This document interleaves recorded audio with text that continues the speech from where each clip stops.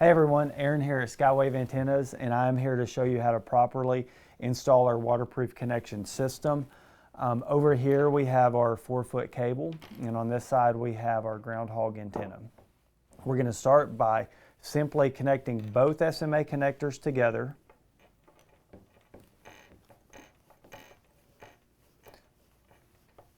Just hand tight is fine. We're going to take the housing and position it directly over the SMA connection. Then take our rubber stoppers or grommets and position that till it stops inside the housing. And then you're going to take your hex nut and screw that onto the housing, compressing that grommet, creating a snug connection. Repeating on this side. Again, compressing that grommet up into the housing